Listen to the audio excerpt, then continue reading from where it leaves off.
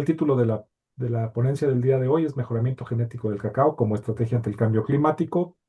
El objetivo es compartir el resultado de las investigaciones que ha realizado el INIFAP en el campo experimental de Huimanguillo, Tabasco, para contar con genotipos de cacao resistentes a climas extremos, enfermedades y que ofrezcan un mayor rendimiento.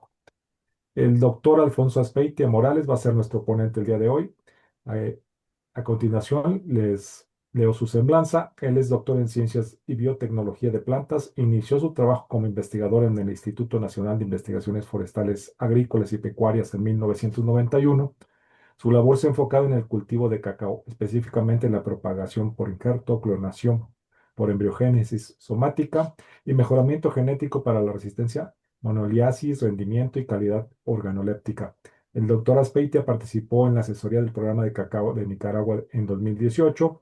Ha impartido capacitaciones en países como Guatemala, así como conferencias para Colombia, Guatemala y Costa Rica.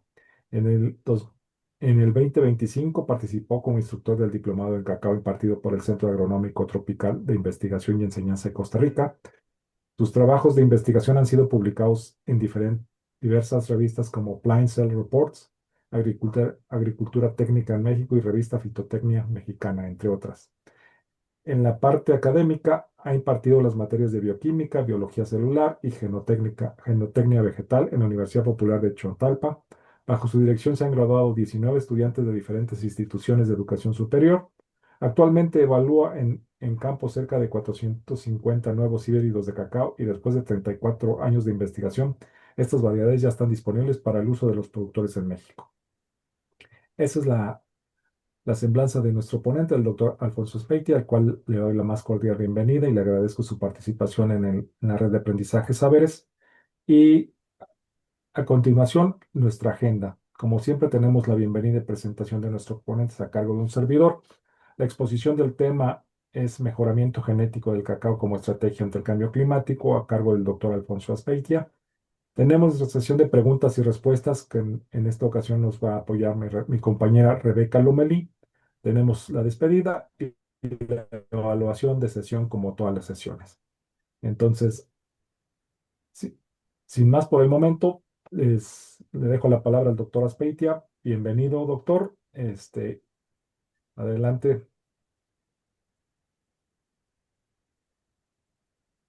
Buenos días. Antes que nada agradezco la invitación, para participar con ustedes. Y bueno, pues hablaremos algo de cacao. Voy a compartir en este momento la presentación.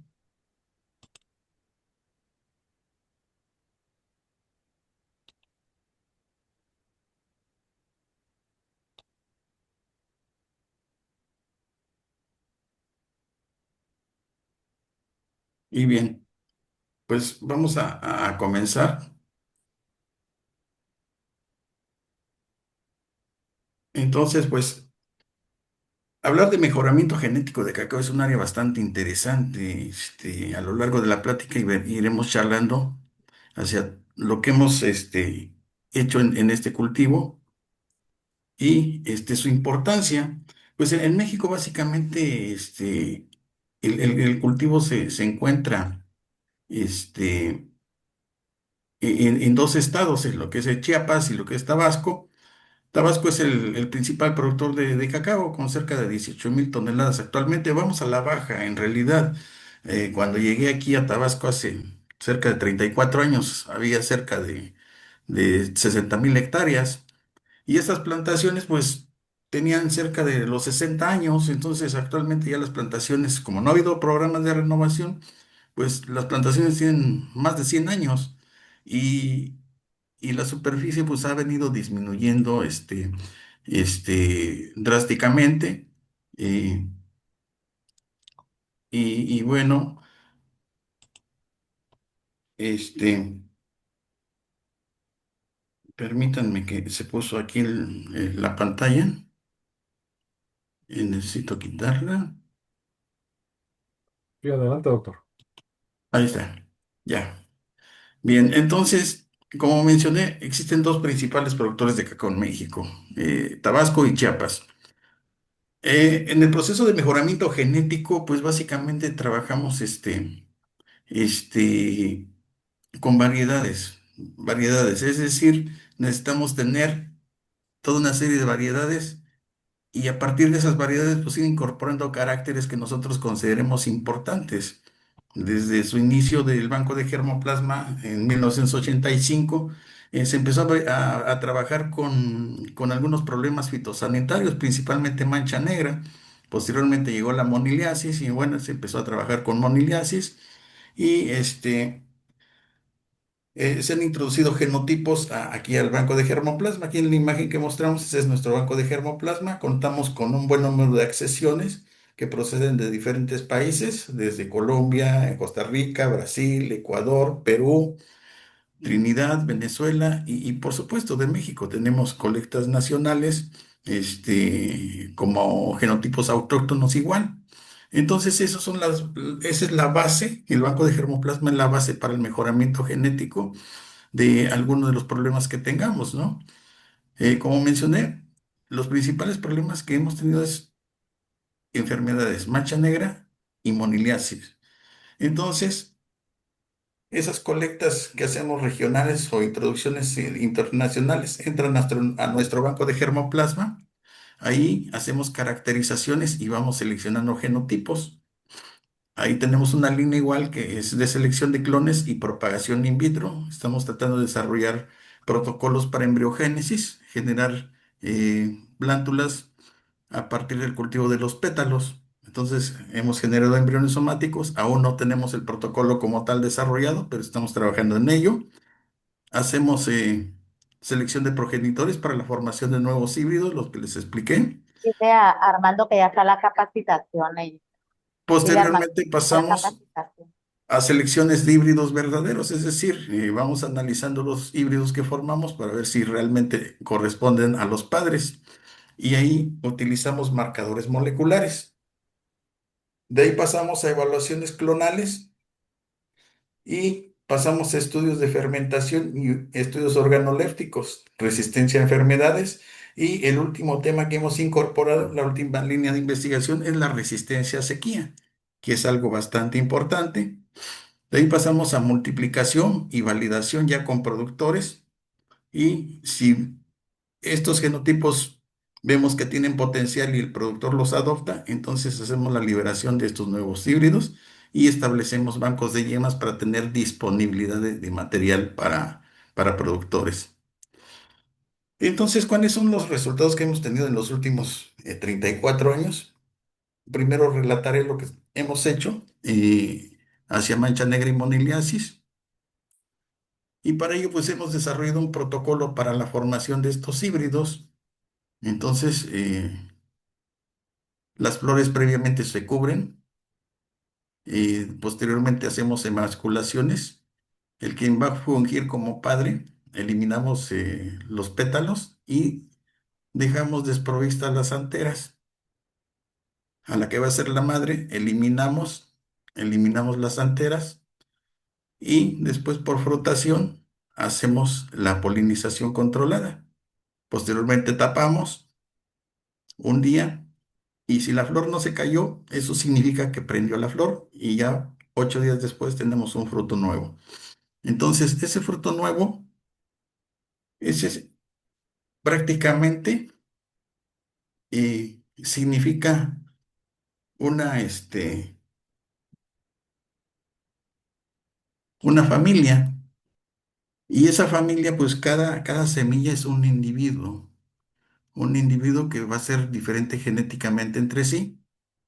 Y esos los sometemos a procesos de germinación.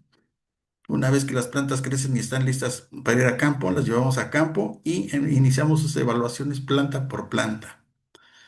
¿Sí? Aquí les muestro qué es lo que hacemos utilizando marcadores moleculares para determinar los híbridos verdaderos, aquellos que tengan un índice de similitud al menos del 50% son considerados como híbridos verdaderos.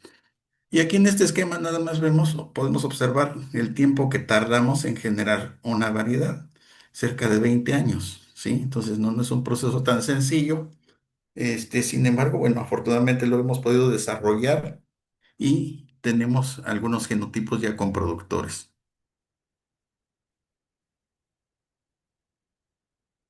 Algo pasó que, Se le trabó la presentación, doctor. que ya no se está compartiendo. Nos quedamos viendo Sí la la lámina vemos. con mejoramiento genético para rendimiento y resistencia a Voy a enfermedades. volver a dejar de compartir y voy a volver a compartir. Sí, gracias. Ahí está.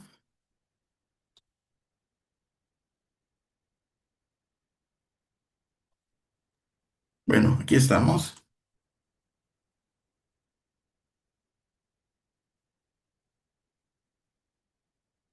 Entonces, en cuanto a los resultados de investigación después de 34 años, ¿qué es lo que hemos obtenido? Pues básicamente algunas variedades de importancia tanto de rendimiento y de calidad organoléptica. Este, tenemos, por ejemplo, la moda actualmente a nivel mundial es el bean to bar. ¿Pero qué significa el bean to bar? Ese es, por ejemplo, hacer barras de chocolate de una plantación X. Entonces, el planteamiento que hacemos en la actualidad, como tenemos variedades desarrolladas, es hacer barras de chocolate de variedades conocidas. Es decir, vamos de la variedad a la barra de chocolate. Eso significa que vamos a tener homogeneidad genética en del genotipo que estamos partiendo y la barra siempre va a ser con las mismas características organolépticas, ¿sí? Eso significa, pues, tener una barra que va a ser diferenciada del resto de chocolates que se venden a nivel mundial. ¿Y cómo hacemos todo este proceso? Bueno, pues aquí tenemos primero las evaluaciones de los híbridos F1. Cosechamos, los fermentamos, hacemos microfermentaciones en estos estudios. Después pasamos a elaboración de barras de chocolate para su catación. Si vemos que estos tienen perfiles interesantes, entonces continuamos con clonación de los árboles. Este es interesante, ¿por qué? Porque los podemos clonar a partir de un solo árbol, es decir, los podemos multiplicar. Y aquí, por ejemplo, ya tenemos un árbol ya clonado de 8 meses y ya podemos observar que ya tiene frutos. Aquí tenemos cacao fermentado. Y en cuanto a sabores y aromas de cacao, bueno, es bastante interesante, porque vamos igual, catando desde el mucílago de los frutos hasta los chocolates, ¿sí? Y evitando igual, sabores indeseables como moho, sabor ácido excesivo, ahumado, amargor, astringencia excesiva, que no son considerados como de calidad dentro de la chocolatería. Aquí, por ejemplo, un ejemplo de investigación muy rápido, utilizando algunos genotipos autóctonos, uno autóctono y otras variedades, pudimos determinar que sus perfiles de aromas en cuanto a mucílago son diferentes. Por ejemplo, el criollo 20 tiene una acidez media, floral y perfumado. Un genotipo del Perú, PA 169, es muy dulce, floral. King es dulce, intermedio, baja acidez y con notas a naranja. Supremo, muy dulce, baja acidez y perfumado. Entonces podemos notar que cada uno de nuestros genotipos son diferentes en cuanto a calidad organoléptica. Entonces, si nosotros tenemos genotipos ya desarrollados, podemos hablar de tener homogeneidad genética como Chibolón, Chag, King, Supremo. Y estos son los genotipos que hemos desarrollado a lo largo de estos años. Tenemos 8: Caewi, Chibolón, Quín, Canej, Chag, Quequeo, Tapscop y Olmeca. Entonces, y hay dos autóctonos, Chagmol y Chontal. Entonces, cada uno tiene sus perfiles de aromas y sabores. Y, como mencioné, con estos genotipos estuvimos trabajando hacia resistencias, moniliasis y mancha negra y rendimiento. Entonces, aquí podemos observar sus índices de mazorca que van desde 14,3 hasta 19 hasta 30 con los genotipos autóctonos. Eso significa que, por ejemplo, con chibolón, con 16 mazorcas o con quin, con 14 mazorcas, hacemos 1 kilo de cacao seco. ¿Sí? Y aquí tenemos sus porcentajes de resistencia. Entonces, Tapsco es uno de los más resistentes que tenemos en la actualidad, con 99% de resistencia a mancha negra. Prácticamente, después de 15 años de evaluación, no le hemos encontrado ni un fruto enfermo. Ahí le ponemos 99% más o menos eventualmente lo que no podemos observar, ¿no? Se han hecho entrega de paquetes a productores en su momento. Las variedades están siendo utilizadas ya por productores. La industria nacional las está utilizando. Tenemos aquí el ejemplo del productor Luis Barjau, que él utiliza las variedades desarrolladas aquí en Tabasco por el INIFAP. Y aquí un productor con las variedades del INIFAP.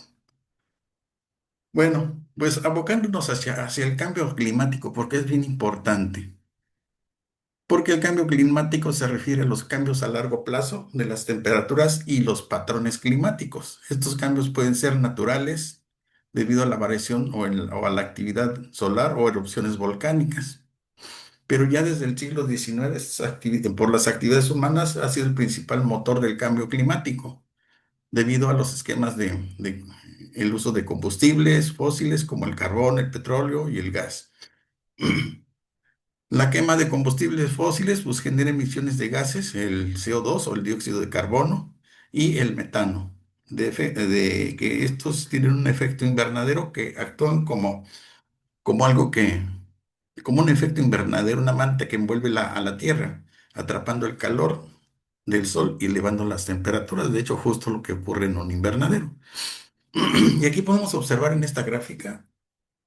¿Y qué pasó en el 2004? De hecho, este año fue inusual, el 2004. Aquí tenemos las precipitaciones en Tabasco, ¿sí? Entonces podemos observar que en enero todavía tenemos casi 100 mililitros de lluvias, pero esta se cae a partir de febrero. Entre febrero y abril, básicamente va cayendo la precipitación, teniendo su mínimo en abril con 14,3 milímetros de lluvia. Entonces ese es bajísimo, ya se recuperó hasta junio. Entonces aquí tuvimos un periodo de prácticamente 4 meses con baja lluvia, ¿no? Entonces eso es bastante interesante. Y en ese año, en el 2024 precisamente se reportaron mortandad de plantas desde el 2% hasta el 11%, ¿sí? Y un dato interesante, el árbol de cacao requiere un mínimo para sobrevivencia de 125 mililitros de agua por mes. Ese es ya con lo mínimo que puede sobrevivir. Entonces, si notamos en nuestra gráfica, desde enero no tuvimos esa cantidad de agua, ¿no? Entonces, ese es un problema fuerte y grave que, que, pues indudablemente puede hacer cambios en la agricultura, específicamente en el cacao, ¿sí? Entonces, volviendo al mejoramiento genético, ya vimos el protocolo, aquí lo tenemos nuevamente. Estos son los pasos que seguimos para obtener variedades. Y en la actualidad tenemos un grupo de 450 híbridos formados que ya están en fase de fructificación. Aquí tengo un ejemplo de algunos frutos. Ustedes pueden observar diferentes formas, tamaños, colores. Hay todo un mosaico de, de- de- de tipos de cacao. Entonces, cada uno lo vamos evaluando desde su rendimiento y actualmente estamos incorporando si estas plantas pueden sobrevivir bajo condiciones de sequía. Y en la actualidad, al menos en el 2004 no tuvimos ni una muerte de estos individuos. ¿Sí? Entonces es algo bastante interesante. ¿Por qué?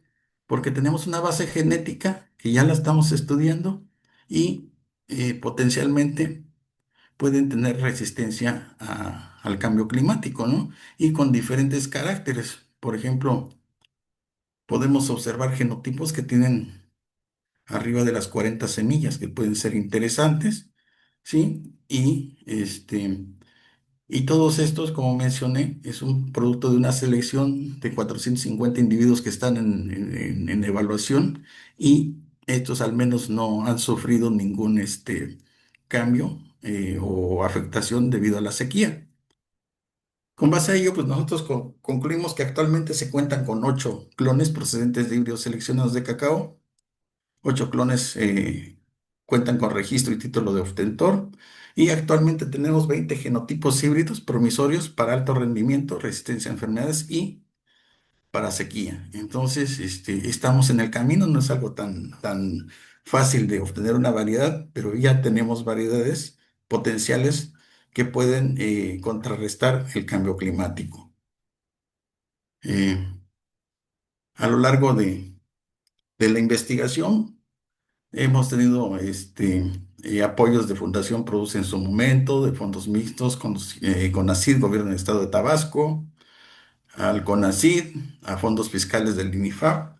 Y bueno, eh, gracias a ello, pues hemos tenido pues avances y generación de variedades a través del mejoramiento genético. Si tienen preguntas, dudas, comentarios, con todo gusto. Muchas gracias, doctora Speitia. No sé, si tuviesen algún comentario para iniciar la sesión de preguntas, la dejo a cargo de mi compañera Rebeca Romelí. Adelante, Rebeca. Hola, buenos días. Leonardo, ¿quisieras abrir tu micrófono para hacer la pregunta o le doy lectura? Que sí, si quieres yo le pregunto. ¿Qué tal, doctor? ¿Cómo está? Adelante. Buenos días, un gusto saludarlo como siempre. Dos preguntas, doctor. La primera es, menciona que tenemos como una faltante. ¿Cuál es esta faltante para tener un protocolo como ya formal, como se tiene en otros cultivos para la generación de plantas por embriogénesis? Ah, ok. Ujú. Sí, mira, el faltante recurso, lamentablemente, tenemos laboratorio, tenemos, gente capacitada en el área de Ujú. embriogénesis somática, de clonación, Sí. pero aquí nos hacen falta recursos. Sí, lamentablemente, reactivos tienen cierto costo, entonces esa parte es la que nos ha venido limitando, y yo creo que si hubiese recursos en cuestión de 5 años, tenemos un protocolo desarrollado. Hemos tenido, una gran cantidad de embriones somáticos, que estos se multiplican, en forma espectacular. Sin embargo, nos hace falta la conversión. Es decir, que nos emitan sistema radicular y nos emitan brote.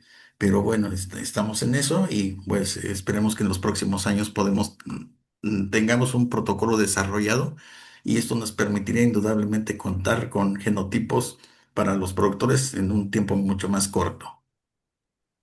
Gracias. Y otra pregunta, ¿qué tipo de marcadores moleculares estamos utilizando para determinar qué planta es un híbrido verdadero y qué planta no lo es? Estuvimos utilizando secuencias cortas interrepetidas. Actualmente, en la actualidad se utilizan SNPs, pero en su momento las secuencias cortas interrepetidas eran las que estábamos utilizando, microsatélites prácticamente. Excelente para diferenciar familias, ¿no? Básicamente. Sí, así Ah, es. va. Queda clarísimo. Muchísimas gracias. Bien. Gracias, doctor. Gracias, Leonardo, por tu pregunta. Laura, ¿también quisieras hacer la pregunta o le doy lectura? Ok, si quieres la hago aprovechando. Buenos días a todos y a todas. Muchas gracias por la presentación, doctor. Muy interesante.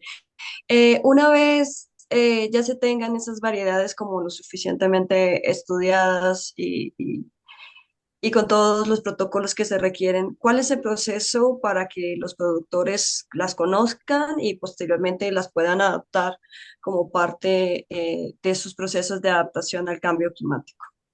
Sí, claro, por supuesto. Actualmente, están disponibles 8 genotipos. Y nos pueden visitar los productores.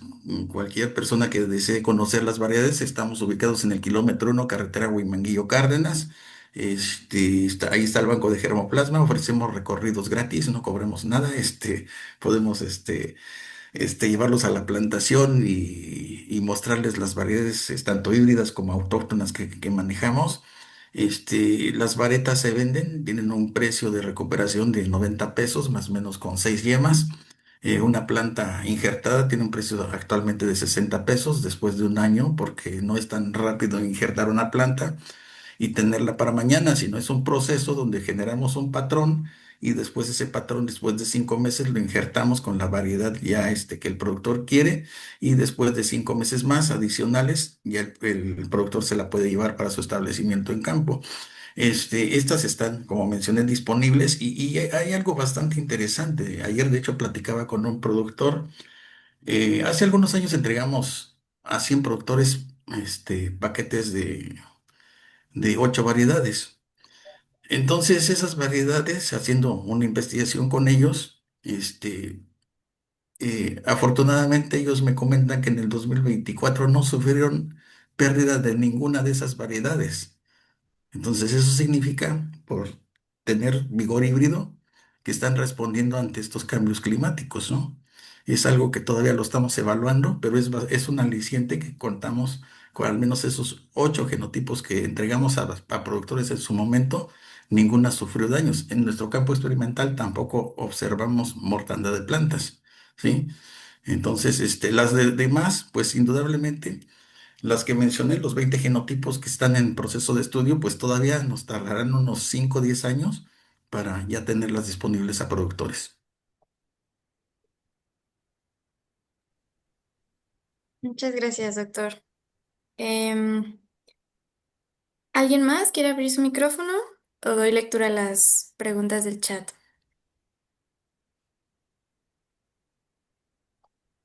Bueno, Alberto Sí, Hernández pregunta. pregunto. Ah, sí, adelante, adelante, Alberto. Gracias, buen día. Buenos días. Fundamentar un poquito mi pregunta debido a que en la Huasteca Veracruzana, por ahí, de Sembrando Vida, el técnico por ahí recomendó una plantación de cacao. Les llevó la planta, pero tuvieron un fracaso rotundo en casi una mortandad del 90% de las plantas. Un poquito de las condiciones climáticas básicas. Yo sé que son preguntas básicas, pero sí, quisiera nada más consultar eso. Consultar que no se, que se murieron. No, no, consultar Perdón. las condiciones climáticas básicas Ah, para ok, el condiciones cultivo de climáticas. cacao. Mira, Exacto. hemos Sí, mandado plantas perdón. a Veracruz, y la recomendación es que no caigan heladas, que no caigan heladas y que tengan agua suficiente. Si no hay agua suficiente, pues, las plantas no van a prosperar.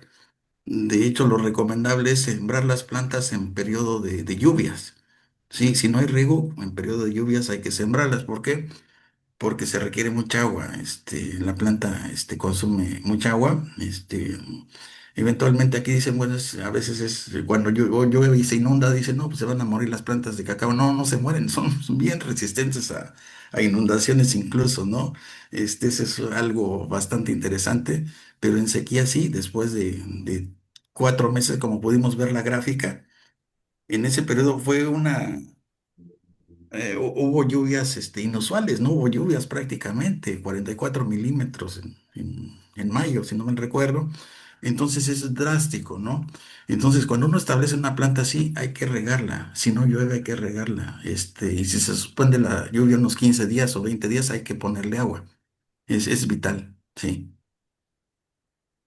No sé si contesté tu Entonces, pregunta. la otra pregunta. Sí, sí, nada más una última. ¿Es a cielo abierto, sol 100% o qué porcentaje es lo recomendable? No, mira, fíjate que a veces vemos videos de Colombia, de Nicaragua, de Ecuador, y muchos dicen, no, pues el cacao prospera bajo condiciones de sol. No, para nuestro país no aplica, y no aplica por una razón fundamental. En nuestro país tenemos 4 estaciones del año: primavera, verano, otoño, invierno. Y a partir de la mitad de Guatemala hasta la mitad de Brasil hay dos estaciones, verano e invierno. Entonces, por eso allá permite tener plantaciones a cielo abierto, ¿no? Y sin embargo, he visto plantaciones en el Perú que las plantas están quemadas de los tallos, es decir, medias cuarteadas, porque entonces requeriría cierto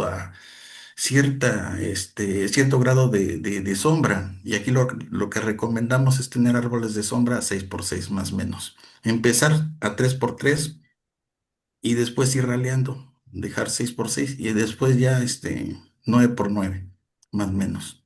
Si ya en plantaciones de 20 años, por ejemplo. Muchas gracias. Excelente Bien. día. Gracias, doctor. Gracias, Alberto, por tu pregunta.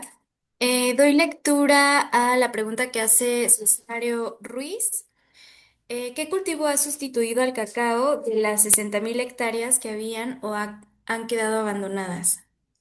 Sí, sí, mira, lamentablemente la ganadería aquí en Tabasco, y aquí lo malo de esto es que no ha habido tanta transición hacia la elaboración de chocolate, ¿no? Es algo que está todavía en pañales, entonces es algo que igual promovemos, que para productores que deseen involucrarse en la elaboración de chocolates deben de incurrir a ello, ¿no? ¿Por qué? Porque ahí es donde se puede generar un plus, es como la gasolina, ¿no?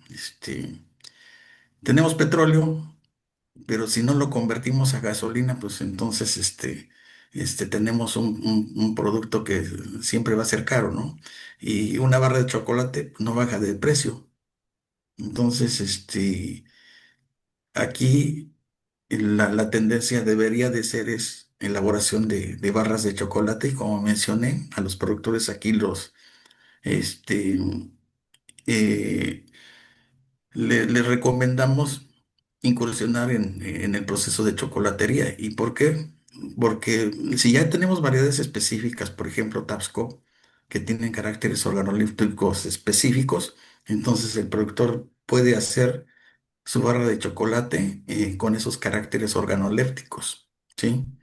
Entonces ya son barras que van de la variedad a la barra de chocolate y eso puede generar un plus. Entonces, mientras no incursionemos en la elaboración de chocolate, entonces, no siempre los precios serán fluctuantes y al final el de la cadena, el que está primero, que es el productor, es el que nunca, va a ganar menos, ¿no? Sí. Entonces, ahí hay que dar poco a poco ese cambio.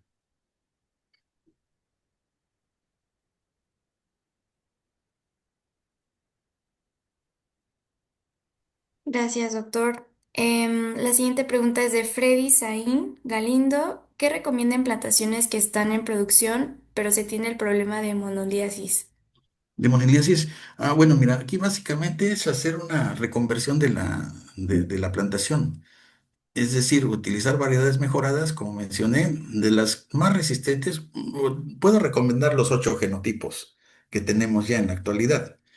Y estos se puede renovar la plantación utilizando injertos de vareta corta, que le llamamos, que se ponen en un chupón basal y ahí va a ir renovando su plantación con materiales mejorados y o resistentes a moniliasis, ¿no? Los más resistentes, como menciono, tenemos Kaewi con el 90% de resistencia y Tapsco con el 99%. Eso es lo que Gracias. recomendaría. Gracias, doctor. Rosa María, ¿quisieras abrir tu micrófono? Le doy lectura a tu pregunta. Le Pregunta. puede dar lectura, le puede dar, por Sí, favor. sí, gracias. ¿Qué tipo de suelo es idóneo para la siembra de estas variedades resistentes al cambio climático? Gracias.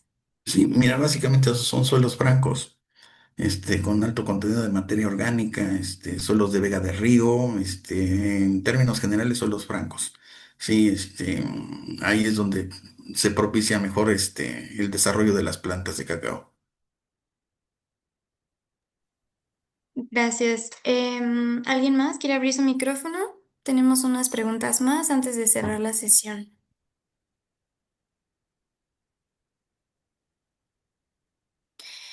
Doctor, si pudiera profundizar en las repercusiones que ha tenido el cambio climático en el cacao. Sí, sí, claro, por supuesto. Eh, Antes del 2024 no habíamos observado cambios, no habíamos tenido reportes de mortandad de plantas. A partir del año 2024, entonces ya empezaron a reportar mortandad de plantas que oscilan desde el 1% hasta el 11%. Un productor que tiene 9.000 plantas se le murieron 1.000. Eso corresponde al 11% más o menos, ¿no? Entonces, 1.000 plantas que se te mueran, pues entonces ya es significativo, ¿no? Eh, en términos generales, uno dice, bueno, pues es 11%, no es tanto, pero cada planta ya es un costo de inversión, ¿no? Entonces aquí lo ideal es que no pase esto. Este, Igual, si las plantas están medias desprotegidas de sombra, pues va a ocurrir mortandad de plantas, ¿no? Pero no son tan graves, prácticamente no son graves, pero pueden acentuarse en los próximos años, ¿no? Entonces, aquí pues lo ideal sería igual contar con sistemas de riego que eventualmente pueda el productor disponer de agua del subsuelo para aprovecharla en los periodos de sequía, que prácticamente es desde febrero hasta mayo, ¿sí? Que es ahí donde se recomendaría riego. Y hay un comentario de José Hernández en el chat. Doctor, ¿en algún momento se llegó a estudiar las variedades que se crean en campo a partir de la polinización cruzada? Mira, no lo hemos estudiado, pero es algo bastante interesante. De hecho, casi especulo que pueden ser líneas puras. ¿Y por qué lo digo? Porque en mis años que llevo haciendo polinizaciones controladas, las flores están sumamente protegidas, es decir, tienen los pétalos protegiendo las anteras. Y en cuestión de minutos, esos pétalos abren y dejan a las anteras que se dirijan hacia el gineceo. Entonces sufren una curvatura y que se introducen al gineceo. Entonces, esta es cuestión de media hora que ocurre ese fenómeno. Entonces, no da lugar tanto hacia polinizaciones cruzadas, ¿sí? Algunos, por ejemplo, especulan que la mosquita Forcipomia es la que está involucrada en polinizaciones en los árboles y puede hacer polinizaciones cruzadas. Sin embargo, desde mi punto de vista, creo que eso es poco probable porque la mosquita, en mi experiencia en cruzamientos que he desarrollado, nunca la he visto. Nunca la he encontrado en las polinizaciones controladas, ¿no? Entonces, hace falta indudablemente estudios para comprobar esto. Gracias, doctor. Isabel Albarrán pregunta, buenos días, doctor. ¿Cuál es la altura recomendada para el cultivo? Mira, si son árboles de injerto, mantenerlos no más allá de 4 metros, ¿sí? Con eso puede uno mantener el equilibrio. La altura ideal serían 3 metros, pero más o menos 4 metros. Ahí estaría interesante. Y Leonardo, ¿quieres abrir tu micrófono de nuevo o leo tu Sí, pregunta? muchísimas gracias. Disculpe por preguntar tanto. Doctor, y hablando un poquito de la polinización, adicional a la mosquita forcipomia o adicional al viento o estos factores que pues están, digamos, contenidos dentro del ambiente, ¿qué otro factor o qué otro ente puede polinizar el cacao? Mira, estoy especulando que las hormigas pueden tener un factor bastante interesante. Porque estas los andan ahí transitando, durante el día. Y es más fácil que las hormigas puedan, accesar, porque ellas igual andan buscando, néctares. Entonces atraviesan, y es posible que entre las patitas lleven granos de polen, pero no tenemos evidencias de ello. De hecho, es algo bastante interesante que estoy a punto de empezar, es identificar qué insectos llegan ahí. Este, y también, pues, demostrar en qué porcentaje cada una de las variedades se puede polinizar a sí mismo, ¿sí? Mencioné que es muy posible que casi casi se autopolinicen a sí mismos. ¿Por qué? Porque en particular nunca he visto la mosquita forcipomia cuando he hecho polinizaciones. Y se supone que la mosquita anda por ahí y sí he visto sus nidos, pero no, ninguna he llegado a ver en la flor. Entonces es algo que me ha llamado la atención. Excelente, doctor. Muchísimas gracias.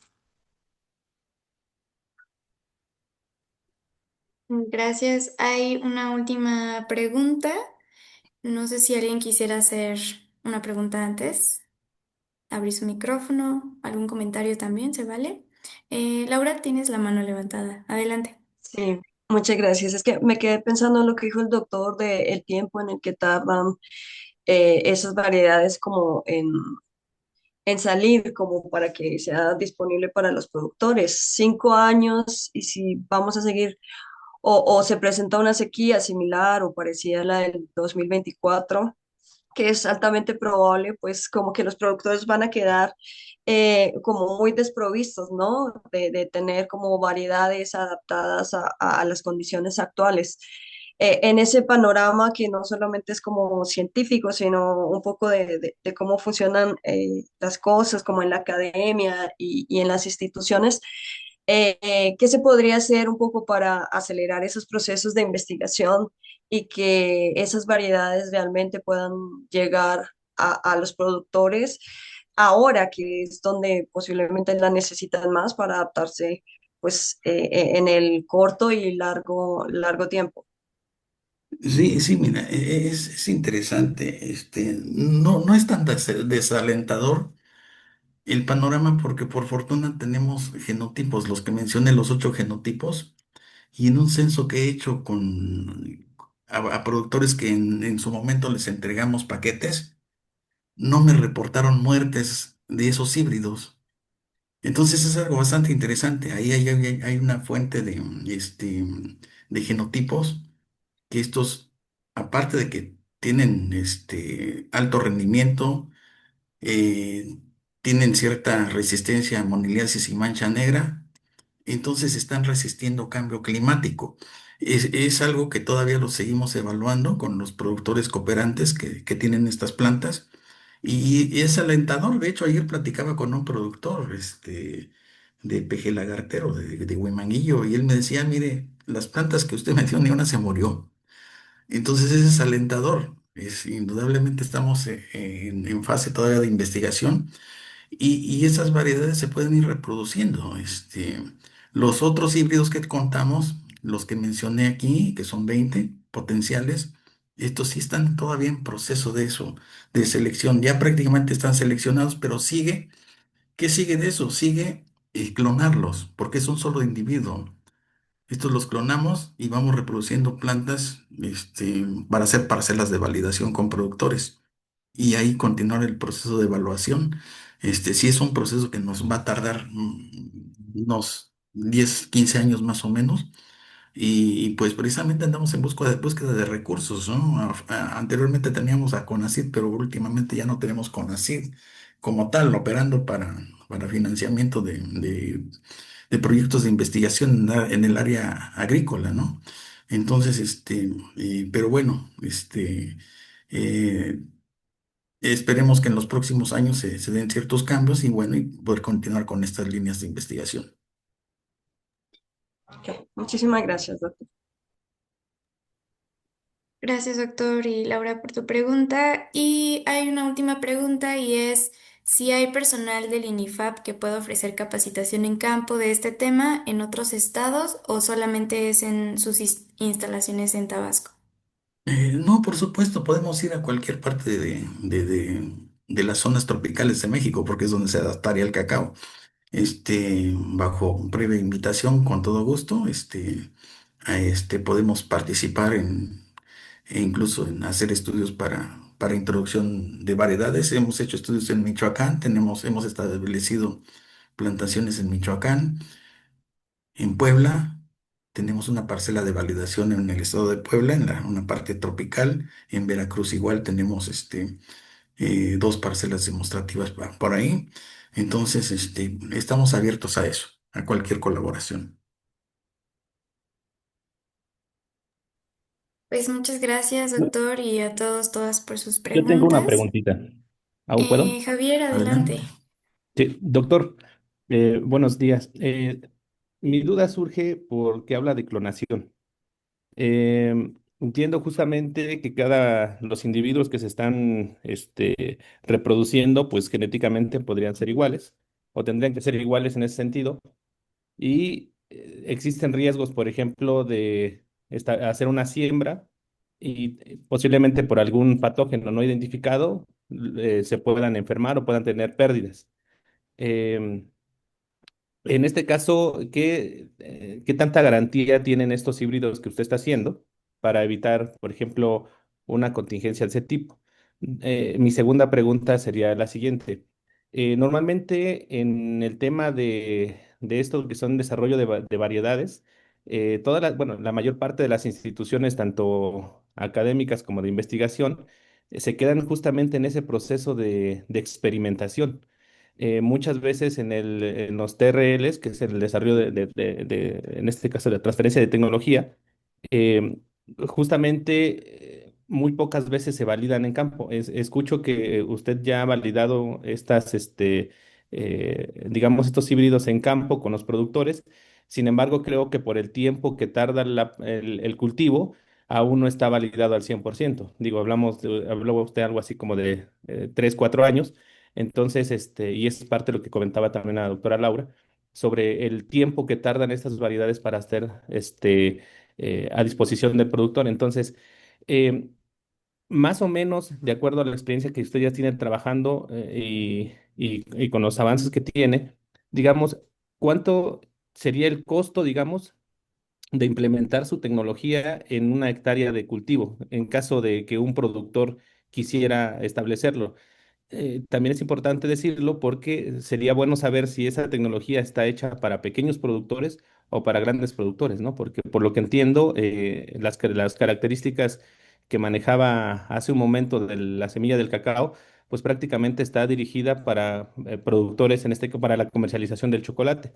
Entonces, sería interesante saber ese dato para poder justamente visualizar de la adaptación al cambio climático en varios aspectos. Uno, en que las variedades sí puedan ser apropiadas por los productores y se haga la transferencia de tecnología en el sentido de transferir el híbrido como tal. Sin embargo, considero que también una parte importante en el proyecto también sería el desarrollo de la habilidad, ¿no?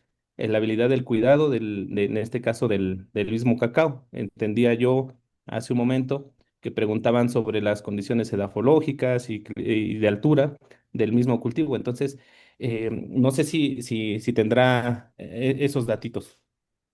Sí, indudablemente, el proceso es largo. Los 8 primeros genotipos que están con productores tardamos más o menos 20 años. Este, y pasaron por toda una serie de evaluaciones. Básicamente se evaluaron en 3 sitios. Un sitio es un rancho de gobierno del estado, Los Pinos, se conoce, aquí en Condoacán, Tabasco. Otro en la ranchería Hostitán, segunda sección, con la Unión Nacional de Productores de Cacao. Y otro sitio, pues en nuestro campo experimental Huimanguillo.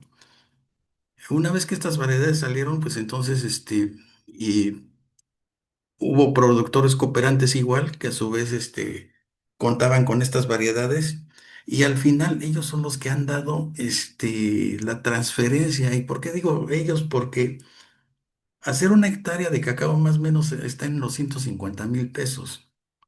Mira, hace 3 años, Financiera Rural que existía, dijo, vamos a renovar las plantaciones de cacao, hazme un proyecto y se los hice. Costaba 3.500 millones de pesos el proyecto. Y pues dijeron que era muy costoso. ¿Y por qué es costoso? Esa fase de la investigación es lo más caro, por eso muchas de las investigaciones se quedan ahí, tristemente. Esto no se está quedando en nuestras manos del INIFAP, está saliendo y esto se está difundiendo para bien o para mal a través de productores. ¿Por qué? Porque, mira, muchos productores, por ejemplo, algunos, los llevo a alguna plantación. A veces a mí no me creen que estas plantas producen, pero los llevo con un productor cooperante. Hay uno en Peje Lagardero, hay otro hay varios productores. Entonces hay plantaciones elite que tienen esos genotipos. Entonces, cuando van con ellos y las ven, pues entonces se sorprenden de los rendimientos. Los datos están tomados con 40 frutos más o menos para cada una de las variedades que tenemos. Y por ejemplo, con Chag necesitamos 16 frutos para hacer un kilo de cacao seco. Una variedad normal necesitamos 35 frutos para hacer un kilo de cacao seco. Hay una gran diferencia. Entonces, ahí ya cuando las ven con los productores, es cuando ellos se convencen. Y estas se están difundiendo de mano en mano. ¿Sí? ¿Por qué? Porque no es tan barato establecer una hectárea, ya lo mencioné, 150.000 pesos, no es tan sencillo. El productor tabasqueño es minifundista. ¿Qué significa esto? Que tiene un cuarto de hectárea, media hectárea, 2 hectáreas y párale. ¿Sí? Se cuentan con los dedos quienes tienen 50 hectáreas. ¿Sí? Entonces se están difundiendo. Nosotros como INIFAP no lo podemos hacer porque no tenemos ni recursos en la actualidad, no hay para ello, ¿no? Y ojalá y tuviéramos cierta coordinación con Sembrando Vida, pero tampoco la hay. Sembrando Vida entrega plantas de semilla. ¿Y qué pasa con plantas de semilla que son heterogéneas todas? Y solamente el 30% les producirá frutos, más o menos, y sin esperanza de que tengan resistencia a moniliasis o mancha negra. En cuanto a moniliasis y mancha negra, pues tenemos, al menos resisten 70% las 8 variedades, de ahí para arriba. Entonces ese es bueno. ¿Alguna otra amenaza que venga? Solo escoba de bruja. Escoba de bruja que estaba en Panamá y que viene subiendo. Va a llegar algún día a México. Y esa, pues hay que ir haciendo estrategias igual. Pero bueno, esperemos que tarde 100 años en llegar y no tengamos ese problema pronto, ¿no? Pero bueno, este, tenemos confianza en que las plantas puedan prosperar bajo esas condiciones. ¿Alguna otra pregunta? Gracias. Con todo gusto.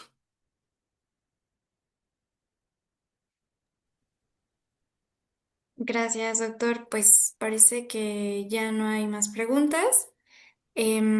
Cualquier cosa, no sé, doctor, si nos pudiera compartir su correo electrónico, ponerlo en el chat si genera más interés. Y bueno, paso la palabra a Pepe y con esto cerramos la sesión de preguntas. Muy bien. Muchas gracias, doctor. Muchas gracias, Rebe, por apoyarnos en la sección de preguntas. Pues de nueva cuenta, para agradecerle su participación, doctora Aspeitia.